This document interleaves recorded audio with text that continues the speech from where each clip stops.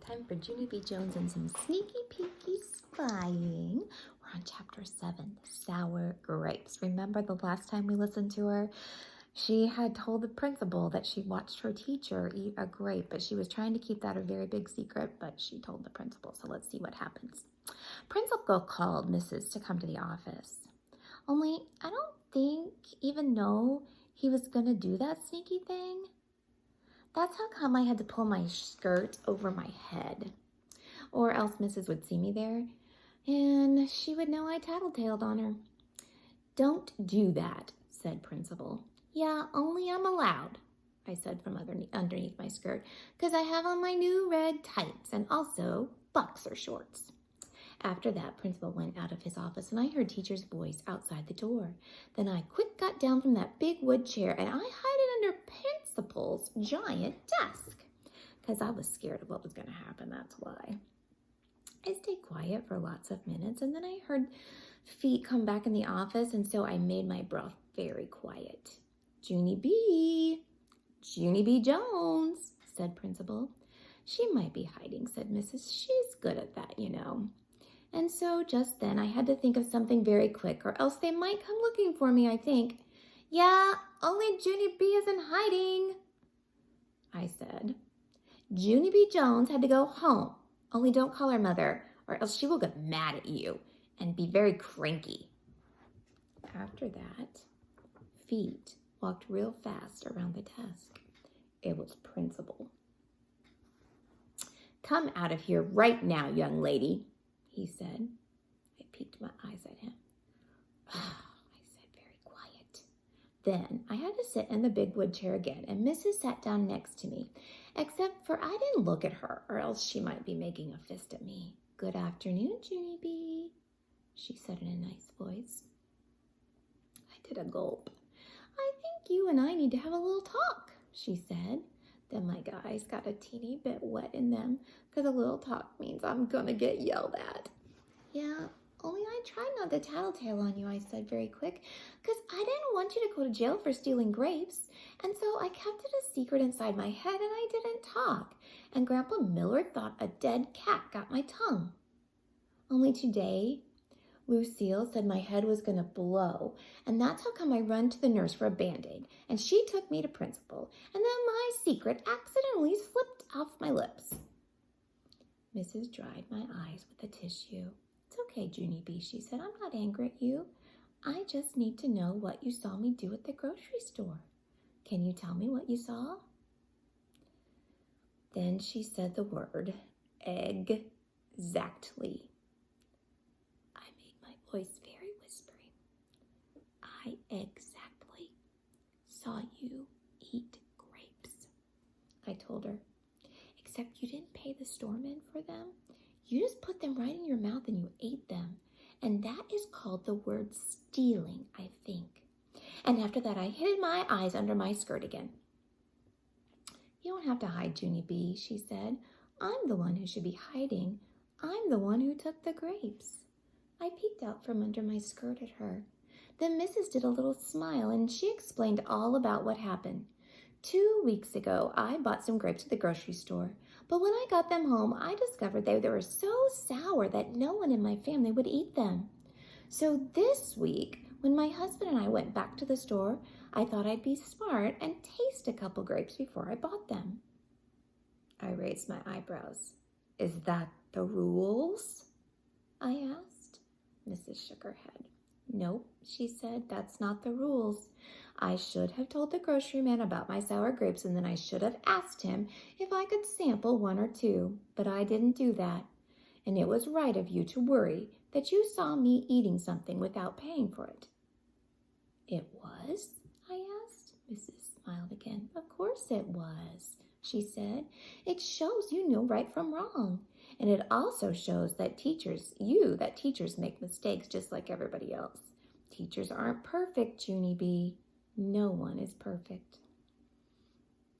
After that, I felt relief in me, because no more secret, that's why. Yeah, and guess what else I saw? I said, very happy. I saw you and your strange man do a big smoochy kiss, and it was right in front of the whole entire everybody. Only you didn't know I was spying on you. Because I'm not actually allowed to do that sneaky thing. Only my mother never will even find out. I smiled, very proud of myself. Except for Mrs. didn't smile back. And Principal didn't smile back too. Because guess what? Another secret just slipped out. That's why. Chapter 8, Grandparents' Day. Mrs. went back to room 9. That's because the bell rang to start kindergarten, of course. Only Principal didn't let me go too. He said to stay on my wood chair, and then he called Mother on the telephone, and he told her all about the grocery store, and also about the sneaky peeky spy. Principal is a squealer. And after that, Mother said she wanted to talk to me. Only when I said hi, she didn't even say hi back. She just said that she wasn't very happy with me, Missy, and no more spying means no more spying, and we would talk about this after work. Then Mother said she never wants to get another phone call from Principal. Did I understand? Did I? I looked at Principal. Mother says not to call her anymore, I told him. Then Mother did a long groan in the phone, except I don't know why. After that, me and her hanged up, and Principal said I could go back to room 9, and so I runned really speedy quick. Only too bad for me, because I got there too late to sing My Country 'Tis a Thee, Sweet Land of Liver Free, which is my favorite flag song. And so I just had to sit down at my table, and that's all, and I showed Lucille my Band-Aid. See, my head's not blowed up, I said very happily. Too bad, said a mean boy named Jim. I made a grrr at him. Then me and him got into a scuffle. Scuffle is the school word for I accidentally tore his shirt. Only guess what? I didn't even get in trouble. Because just then the grandparents came into room 9 for Grandparents' Day. Hey, there's mine, I hollered very excited. Mine is the grandpa with the baldy head. Mine too, said a girl named Charlotte. Mine too, said my boyfriend named Ricardo. Then a grandma with blonde hair came in, and she had long red fingernails and dangling earrings on them. That's my Nana, said Lucille. I smiled at her. Your Nana looks like a money bag, Lucille, I said. And after that, another grandma came in, and she ran over to that Jim, and she tried to hug him very tight. Only that mean Jim just kept standing there, and he didn't hug her back. I tapped on her. I'll hug you, I said. And so then, me and her hugged real tight. I don't like your grandboy, I said very sweetly. Just then, Mrs. clapped her hands loud together, and she made the grandparents sit down in the back of the room. Then the children talked about all that we do in room 9. It is fun here, said my bestest friend named Grace. We learn to count and to read and to wash our hands, and we go to after we go to the bathroom. And we learn recess and snacks and art, said Ricardo. Art is my favorite, I called out. Only my art didn't get hanged up because I painted a horse, and his head turned out like a fat wiener sausage, and so I had to tear it up and stomp on it with my shoes. That mean Jim did a cuckoo sign at me, and it was right in front of the whole entire grandparents. Yeah, only everybody makes mistakes, I said. Right, Mrs. Right? Because on Saturday, you kissed a strange man at the grocery store, and then you stole a bunch of grapes, and so even my teacher makes mistakes, right? Mrs. face went funny. Then her skin turned a color of reddish, and her voice couldn't say any words. How come you're not talking, Mrs.? I hollered. Does the dead cat got your tongue? Just then, Grandma Miller made a loud laugh in the back of the room. Then I heard my grandpa laugh too, and pretty soon lots of grandparents were laughing and laughing. Hey, it sounds like a happy place in here, I hollered. And after that, Mrs. didn't look so reddish anymore. Then we got out the refreshments, and Grandma Miller helped me put my cookies on a plate. Mrs. made an announcement to room 9, and she said only 2 cookies apiece for the children, except for I ate 4 chocolate ones, and nobody even saw me. Only that's not called stealing, that's called extras. After the refreshments, the grandparents had to go home to their houses, and so I hugged my grandma and grandpa very much, and then I hugged that Jim's grandma too, and also Lucille's money bags, Nana. Love your earrings, I said. Then Mrs. saw me being polite, and she smiled very nice at me.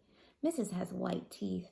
They're just like Grandpa Miller's teeth, only hers don't come out, I think. Except I'm not for sure about that, and so guess what? I still wish I could hide in her hamper, that's what. The end. That was Junie B. Jones and some sneaky, peeky spying. I hope you enjoyed it. Bye.